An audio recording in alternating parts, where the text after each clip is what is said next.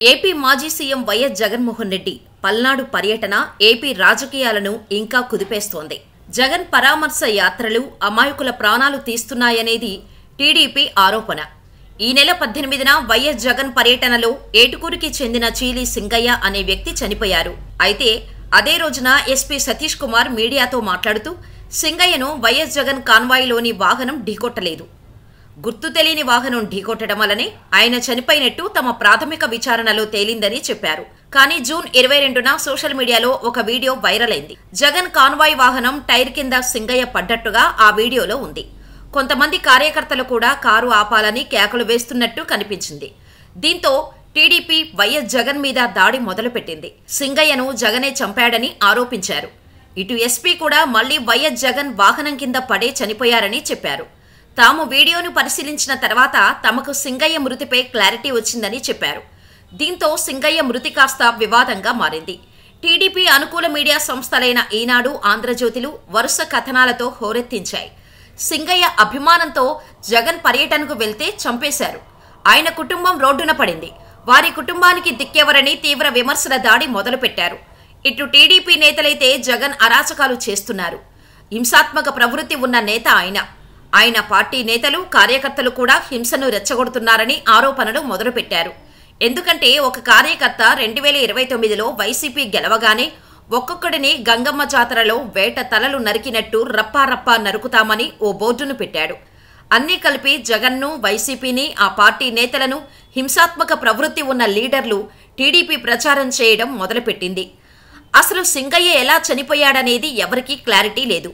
ముందు పోలీసులు గుర్తు తెలియని వాహనమని ప్రకటించారు. తర్వాత జగన్ వాహనం ఢీకొట్టడం వల్లే చనిపోయారని ప్రకటించారు. దీనిపై వైసీపీ భగ్గుమంది. టీడీపీ నాయకులు పోలీసులను పావులుగా వాడుకుంటున్నారు. ఏఐతో చేసిన వీడియోను సర్క్యులేట్ చేసి ఆనందం పొందుతున్నారని ఫైర్ అయ్యారు.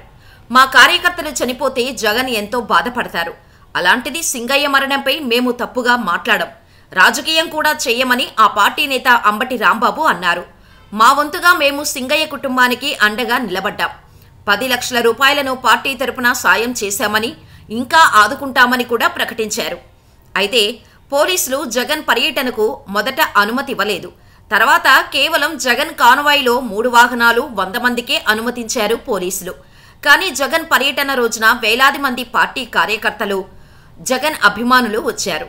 ఆ సమయంలోనే సింగయ్య చనిపోవడంతో జగన్ పర్యటన వివాదాస్పదంగా మారింది. పోలీసులు మాత్రం ఇరుకు రోడ్లు ఉన్నాయి, అందుకే భారీ వాహన ర్యాలీకి తాము అనుమతించలేదని మీడియాకు వెల్లడించారు.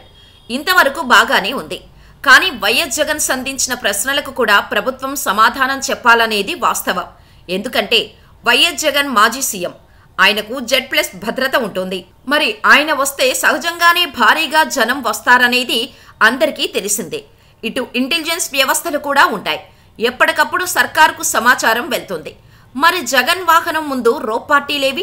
జనం కారు ముందుకు రాకుండా రోప్ పట్టుకొని పోలీసులు ఉండాలి కదా, ఎందుకు లేరని వైఎస్ జగన్ సీఎం చంద్రబాబు నాయుడుని ప్రశ్నించారు. మీ ఇష్టం వచ్చినట్టు భద్రతను ఇస్తాము, తొలగిస్తాము అంటే కుదరదు. ఎవరికైనా ఆటోమేటిక్గా భద్రత వస్తుంది. మేము అధికారంలో ఉండగా పవన్ కళ్యాణ్కు కూడా భద్రత కల్పించాం, మీకు కూడా రోప్ పార్టీలు ఉన్నాయి, మరి నా పర్యటనకెందుకు లేదని నిలదీశారు వైఎస్ జగన్. వాస్తవానికి Z+ సెక్యూరిటీ ఉన్న నేత ఎవరైనా సరే రోప్ పార్టీలు ఉండాలి. మరి ఎందుకు ఆ రోజున ఏర్పాటు చేయలేదని వైసీపీ నేతలు ప్రశ్నిస్తున్నారు. దీంతో సింగయ్య మృతి ఎందుకు జరిగిందనేది ఎవరికీ అర్థం కాని ప్రశ్న. ఎవరికి వారు విమర్శలు చేసుకుంటున్నారు, కానీ నిజాన్ని మాత్రం చెప్పలేకపోతున్నారనే విమర్శలు కూడా వినిపిస్తున్నాయి. వైఎస్ జగన్ పర్యటనలో రోప్ పార్టీ లేకపోవడం కూడా టీడీపీ కుట్రేనని ఆ పార్టీ నేతలు ఆరోపిస్తున్నారు. అసలు పర్యటనకు అనుమతించలేదు, కేవలం 3 వాహనాల్లో జగన్ రావాలని చెప్పినప్పుడు రోప్ పార్టీ అవసరం ఏముంటుందనేది టీడీపీ నేతల మాట. కానీ వైఎస్ జగన్ కానీ, సీఎం చంద్రబాబు నాయుడు కానీ ఎవరు వెళ్లినా రోప్ పార్టీలు ఉండాల్సిందే. ఇప్పుడు వైఎస్ జగన్ తన సొంత డబ్బులతో కొనుక్కున్న బుల్లెట్ ప్రూఫ్ వెహికల్ను పోలీసులు సీజ్ చేశారు. డ్రైవర్ వెంకటరమణారెడ్డిని అదుపులోకి తీసుకున్నారు. అయితే ఈ కేసులో వైఎస్ జగన్ను ఏటూగా చేర్చడంపై వైసీపీ నేతలు భగ్గుమంటున్నారు. ఎందుకంటే జగన్ అందులో ప్రయాణికుడు మాత్రమే, డ్రైవర్ మీద కేసు పెట్టారు. మరి కూర్చున్న వ్యక్తి మీద ఎలా కేసు పెడతారు? ఏ చట్టంలో ఉందనేది వైసీపీ నేతల ప్రశ్న. పైగా ఈ కారు కూడా వైఎస్ జగన్ పేరు మీద లేదు, ఆయన OSD పేరు మీద ఉందనే వాదనలను టీడీపీ తీసుకొచ్చింది. అయితే హత్యకు కారణం జగన్, చేసింది మాత్రం డ్రైవర్ అనే విధంగా కేసులు నమోదయ్యాయని టీడీపీ సోషల్ మీడియాలో హోరెత్తిస్తున్నారు. అయితే ఈ వివాదం ముగిసిందని అందరూ భావిస్తుండగానే ఏకంగా వైఎస్ జగన్ కారును జప్తు చేయడం సంచలనంగా మారింది. గతంలో ప్రభుత్వం ఇచ్చిన బుల్లెట్ ప్రూఫ్ కారును ఆయన వదిలేశారు. ఎందుకంటే డొక్కు వాహనం కావటంతో ఎక్కడ పడితే అక్కడ ఆగిపోతుంది. తన భద్రతకు ఇది ముప్పుగా ఉంది. కాబట్టి కొత్త బుల్లెట్ ప్రూఫ్ వాహనం కొనుక్కునే అవకాశం ఇవ్వాలని కోర్టును ఆశ్రయించారు జగన్. దీంతో కోర్టు అనుమతించింది. ఆ తర్వాత ప్రభుత్వ వాహనాన్ని వదిలేసిన జగన్ కొత్తది కొనుక్కున్నారు. కానీ ఇప్పుడు ఆ వాహనం పోలీసులు సీజ్ చేయడంతో మళ్లీ ఆయన తన భద్రతపై ఆందోళన వ్యక్తం చేస్తున్నారు.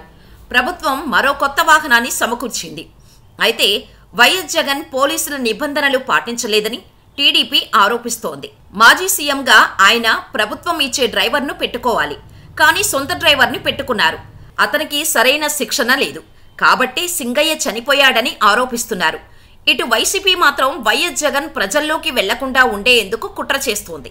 ఇటు బుల్లెట్ ప్రూఫ్ వాహనం తొలగించారు. ఆ తర్వాత ఎక్కడకు వెళ్లినా ఆంక్షలు విధిస్తున్నారు. జగన్ భద్రతను కూడా కూటమి ప్రభుత్వం ప్రమాదంలోకి నెట్టిందని వైసీపీ ఆరోపిస్తోంది. అయితే ఇప్పుడు టిట్ ఫర్ టాట్ రాజకీయాలు నడుస్తున్నాయనేది తేలిపోయింది. మొదట చంద్రబాబు ఆంక్షలు పెట్టాడని జగన్ అధికారంలోకి రాగానే తనదైన స్టైల్లో ఆంక్షలు విధించారు. మళ్లీ బాబు అధికారంలోకి రాగానే అలాంటివే జగన్ మీద ప్రయోగిస్తున్నారు. ఇవన్నీ కక్ష సాధింపు రాజకీయాలేనని విశ్లేషకులు చెబుతున్నారు. సహజంగానే రాజకీయ నాయకులు ఇలాంటి ఆరోపణలు చేసుకుంటారు. 2 రోజుల్లో ఆ విషయం మరుగున పడుతుంది. కానీ ఏదైనా జరగకూడనిది జరిగితే పేదల కుటుంబాలు రోడ్డున పడతాయి. నాయకుల భద్రత కంటే ప్రజా భద్రతే ముఖ్యమన్న విషయం అందరూ గుర్తుంచుకోవాలి. జనమే లేకుంటే ఏ నేత లేడు. కాబట్టి అధికార ప్రతిపక్ష పార్టీలు బాధ్యతతో ఉంటే సామాన్యుల ప్రాణాలు పోవనేది నిజం.